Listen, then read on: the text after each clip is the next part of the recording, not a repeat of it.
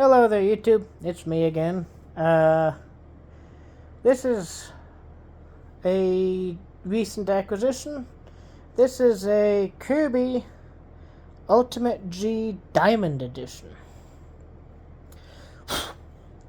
I had first seen this at a estate sale. The guy wanted $100 for it. It was this, the attachment set, and the shampooer, which are all complete. It was missing the bottom plate, so I said no, not gonna buy it for that price. Last day of the sale, I saw a post about that sale, and they said that most, if not everything, was $1. So I went over there to see if he had either sold this thing or come down on the price, and after some haggling, I managed to get him to agree to sell this to me for $35, with all the attachments and stuff too. It runs great.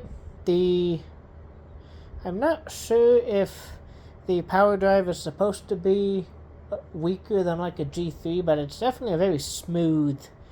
It's not like on the G3 where you push it and then it starts pulling you across the carpet.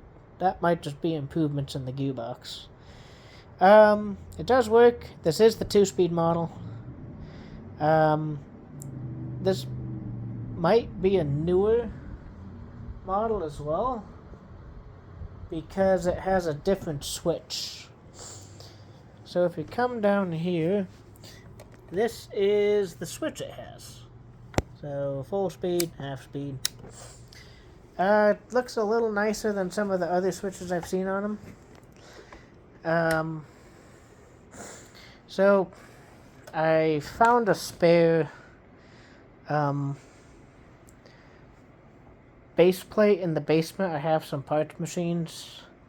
I have one Kirby G3 left that's a parts machine. I wish I hadn't scrapped the other one, but at least without pulling some parts off, but oh well. Pulled the part that I needed off of a scrap machine, and then went from there. Oh yeah, and this thing. I'm not entirely sure how this is supposed to stay in. It doesn't lock in. I don't know if that's broken or missing a piece. I will have to do some research on that. I do know the strain relief at the bottom of the machine there is broken. It's all cosmetics. So without further ado, I'm going to turn this thing on. It did, of course, get a new bag. Bag that was in it smells like one of those old barber shops, because the guy was a barber. He had an in-home shop.